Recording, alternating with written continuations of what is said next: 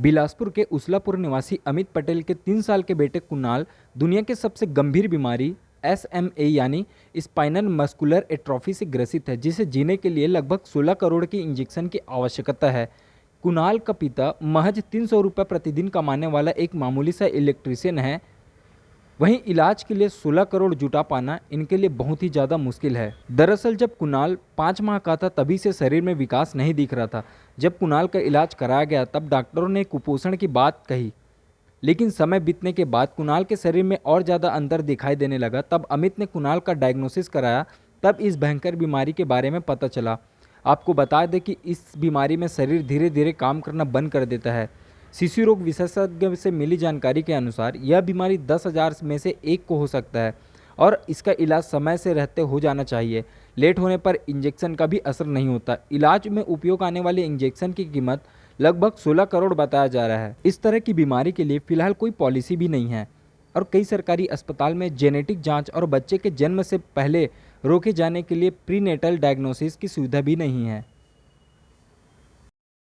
जाए। जैसे हमने बताया कि ये एक जेनेटिक डिसीज़ है और हमें पता चल जाए कि गर्भ में ही पता चल जाए। जैसे जो डेवलप्ड कंट्रीज़ हैं, उसमें पेट के अंदर से ही पता चल जाता है कि ये बच्चे की बीमारी होने की संभावना है या बीमारी होगी, तो उसको इंजेक्शन तुरंत दे देने से जो सामान्य जो उनका विकास है, जैसे कि 3 महीने में गर्दन सँभालना, 6 महीने में बैठना, ये बच्चे अचीव कर पाते हैं। पर यदि कोई बीमारी है, जैसे भारतवर्ष में हम इसको एंटीनेटली या गर्भ में इस बीमारी की जाँच नहीं करते हैं, तो जब बच्चा पैदा होता है उसके लक्षण दिखने शुरू होते हैं। ख़ास करके जैसे मान लो 6 महीने या 8 महीने में कोई बच्चा हमारे पास आया और वो बच्चे में गर्दन सँभालने की भी शक्ति नहीं है, तब हम इस बीमारी की संभावित जाँच कराएँ और जाँच में ये पता चला कि हाँ, ये SMA जीन का डिफ़ेक्ट है।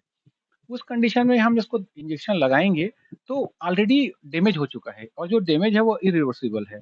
तो इस कंडीशन पे बहुत एकदम नॉर्मल बच्चे होने के चांसेस तो नहीं रहेंगे, लेकिन हाँ, ये देखा गया है कि जो माइलस्टोन बच्चे अचीव नहीं कर पाए थे, उसको इंजेक्शन लगाया तो जो बच्चा 6 महीने में बैठ नहीं पाया था, वो कुछ महीनों बाद में बैठने शुरू कर दिया। जिस बच्चे को हमने इंजेक्शन लगाया जो पहले गर्दन सँभाल नहीं पा रहा था, उसको इंजेक्शन लगने के बाद गर्दन प सँभालने में उसको मदद मिली। इस तरीके से लगभग 5 साल के एक्सपीरियंस से करीबन-करीबन 80% बच्चों को जो इंजेक्शन दी गई है, उसमें फ़ायदा दिखा है। पर यदि मान लो बहुत लेट हो चुका है, बच्चा ऑलरेडी साँस इसमें होता क्या है कि जैसे मैंने आप बताया कि मसल में वीकनेस होती है। तो ये तो जिस तरीके से हम बताए कि गर्दन का सँभालना, हाथ-पैर सँभालना, वैसे ही हमारे श्वास लेने के लिए भी मसल्स की आवश्यकता होती है। और जब ये बीमारी काफ़ी आगे बढ़ जाती है, तो जो श्वास लेने के लिए जो मसल्स हैं, इतने कमज़ोर हो जाते हैं कि खुद के बल पे बच्चा साँस नहीं ले पाता। खुद के दम से बच्चा घुटक नहीं पाता, तो खाने में भी परेशानी का जो फंक्शन है, वो अफ़ेक्ट होता है। तो जैसे ये जो बीमारी है, सामान्य जो बच्चे हैं, वो लगभग 3 महीने के आस-पास गर्दन सँभालने लग जाते हैं, 6 महीने में बैठने लग जाते हैं और करीबन साल भर में चलने लग जाते हैं।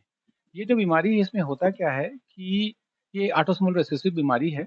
इसमें आनुवांशिक होता है, यदि माँ और पिताजी दोनों यदि वाहक हैं, तभी जो बच्चा है, वह अस्वस्थ रहता है और उसके सिम्पटम दिखते हैं।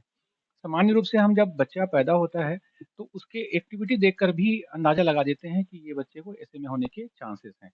वो लक्षण ऐसे होते हैं कि उनके जो हाथ-पैर की जो एक्टिविटी है, वो सामान्य बच्चों से अलग रहती है। वो सिर्फ़ अपने हाथ के पंजे और पैर को ही हिलाते हैं। वो अपने कंधे के पास से और जाँघ के पास से पैर और हाथ को ज़्यादा अच्छे से हिला नहीं पाते।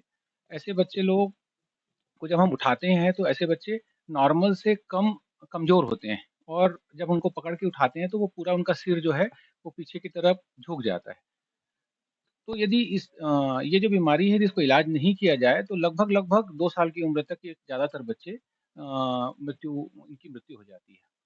ये जो बीमारी के लिए जो ट्रीटमेंट है, जो 16 करोड़ रुपए का इंजेक्शन है, ये वास्तव में अभी एक नया ट्रीटमेंट आया है, जिसको हम जीन थेरेपी के नाम से जानते हैं।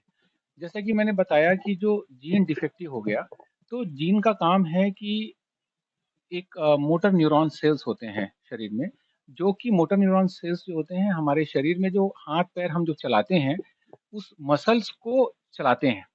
जब ये मोटर न्यूरॉन सेल्स जो हैं वो डैमेज हो जाते हैं, तो हाथ और पैर के जो मसल्स हैं, उनका विघटन शुरू हो जाता है, उसमें एट्रोफी हो जाती है और इस तरीके से उसमें शरीर में ताकत नहीं रह जा पाती है और ऐसे बच्चे लोग फिर गर्दन भी सँभाल नहीं पाते, बैठ भी नहीं पाते हैं और चलना तो संभव ही नहीं हो पाता। ये जो इंजेक्शन नया है जीन थेरेपी, ये लगभग 2016 के आसपास यह इंजेक्शन का निर्माण हुआ है। करीबन पूरे विश्व में 1000 बच्चों को लगभग ये दवा दी गई है। चूँकि दवाई काफ़ी महँगी है, कुछ सालों से इंडिया में भी कुछ हैदराबाद, कुछ बैंगलोर के बच्चों को भी ये इंजेक्शन दिया गया है।